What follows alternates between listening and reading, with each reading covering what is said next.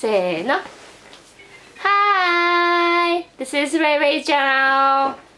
I'm Naomi and this is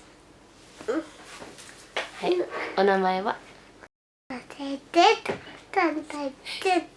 さあ、お誕生日はいつですか？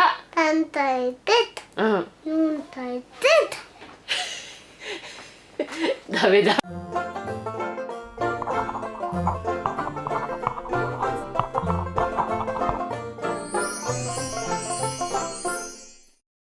お誕生日いつですか？5月10で。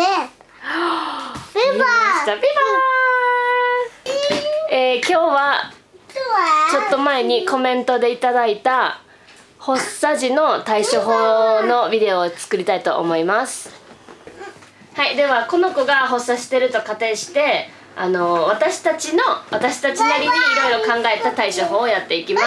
専門家とかじゃないのでちょっと間違ってるとことかもあるかもしれないから、もし何か気づいたことがあったらご指摘ください。お願いします。じゃあ私たちスタイルの対処法いきます。はい、じゃあ発作が始まりました。始まったら安全なところにだいたいこう抱っこして、まだレイ軽いのでね、抱っこして連れて行って横向きに寝かせます。寝かせる時に頭がちょっと痛くないようにタオルなどがあると敷いてあげるといいかなと思います。で、横に向かせます。なんで横に向かせるかと言ったら、嘔吐とかを発作中に起こしたりするので、それが変なところに入って誤嚥しないようにっていうのと、あと唾が溜まってきます。結構発作が続いていると。でそれも変なところに入らないようにっていう意味で横に向かしてこう流れるようにしてあげます。はい、じゃあ横に寝かせました。そしたらいいよ、開けて。はい。で救急セットの中からこういったものを取り出します。タイマーと体温計、あと発作抑制の薬のダイアップ、酸素ボンベからSPO2 酸素、息してるかどうか分かるチェックのやつです。でタイマーをスタートします。発作の長さを測るためです。でこれがあると今発作始まってから何秒とか分かりやすいので、これをスタートします。でタイマーしたら次はだいたいこの辺順不動ですが、体温計かな。体温計をだいたい使うかな。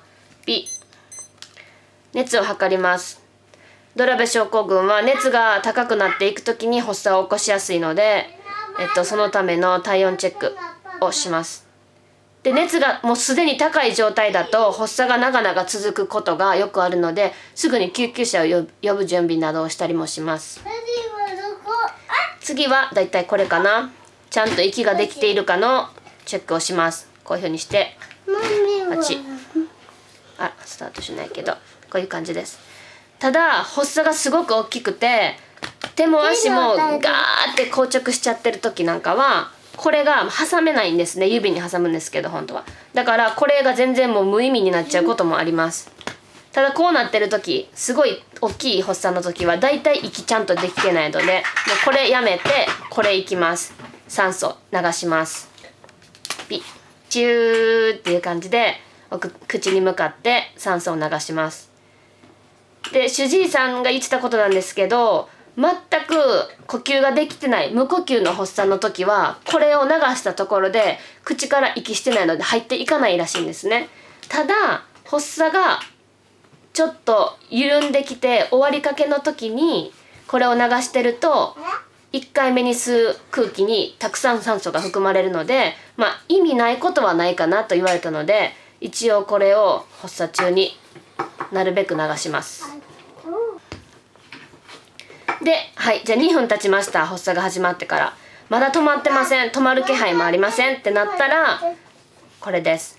ダイアップって言って発作を抑制するための薬を、座薬ですをお尻から入れます。っていう感じです。で以前紹介した時の救急セットの中にはダイアップじゃなくてエスクレ中腸剤っていうのを使っていましたが、今はレイはこっちの方が効くからこっちに変わりました。とりあえず今できることは全てしています。あとは、発作の様子を見ます。いつもと発作の様子が違うぞ、これは何か新しい発作だぞと思ったら、余裕があれば携帯なので、発作の様子を録画したりもします。で発作中に私はレイが意識ゼロではない時もあると思ってるので、不安とか恐怖を感じないように「大丈夫だよレイ、マミいるよ」みたいな感じで小さい声で、刺激にならない程度の声で声かけをするようにしてます。はい、じゃあこれ今まだ3分ですけど5分経ったとします。5分経ったらだいたい私たちのマニュアル上救急車を呼ぶようにしています。で、救急車呼びました。119番呼びました。で次にすることがあります。それは病院に電話することです。いつもかかりつけで、救急の時にお世話になっている病院に電話します。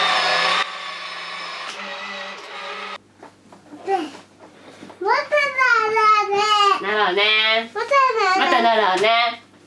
はい。で救急車を電話した後にかかりつけの病院に電話します。でそこで何をするかというと、救急外来につなげてもらって。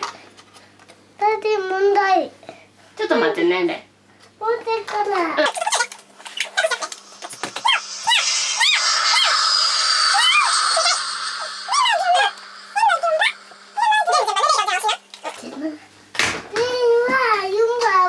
いいよ。4番。OK? Can I start talking? はい、救急車を呼びます。その後に、かかりつけの病院、緊急時にお世話になっているかかりつけの病院に電話をして、で、例の状態を伝えます。発作が起きました。何時何分から起きました。今、熱はどの状態です。で、止まっていませんと。で、受け入れ、今救急車を呼んだんですけど、受け入れ可能ですかっていうことを聞きます。で、救急車を呼びました。受け入れ可能ですかっていうことを聞いて、向こう側が受け入れ可能ですよって言ってもらったら、救急隊員さんが着いた時にその旨を伝えます。で、なんでそれをするかというと、救急車が着いてそこから病院に向けて発車するまですごく時間がかかるんです、毎回。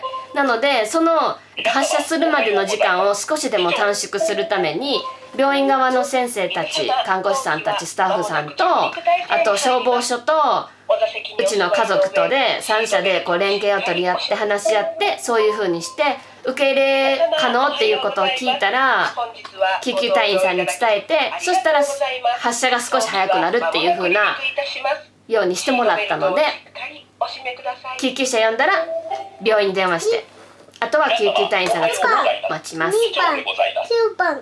私たちの発作の対応の仕方はこんな感じなんですが、皆さんはどうしてますか？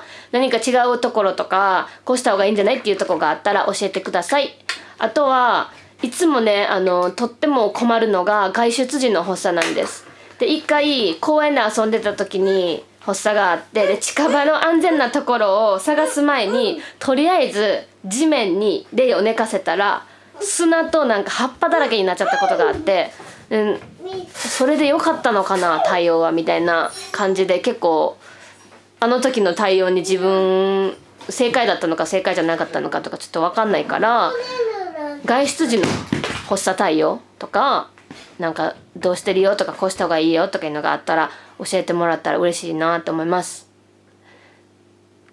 あとはね、スーパーでの発作が起こった時は、今しょっちゅう行ってるスーパーのスタッフさんはもう結構顔見知りになったので、発作が起きたらサービスカウンターまで連れてきていいよって言ってくれてるから、スーパーでの発作の時はサービスカウンターまで連れて行って、すいません発作起きました、中に入れてくださいって言って、みんなの目につかないようなところ、ダイアップ入れたりするので、みんなの目につかないようなところに行かしてもらって寝かしてもらって対応させてもらうようにしています。いつもありがとうございますそんなところかな。なんかすごくバタバタしたビデオになってしまったんですけど、どなたかのお役に立てれば嬉しいです。では今年度も違う今年度じゃない今年もよろしくお願いします。バイバーイ。バイバイ。ねえこっち来て。バイバイ。こっちこっち来て見せて。バイバイ。バイバイバイ。明けましておめでとうは。バイ。おめでとう。ありがとう。バイバイ。バイバイ。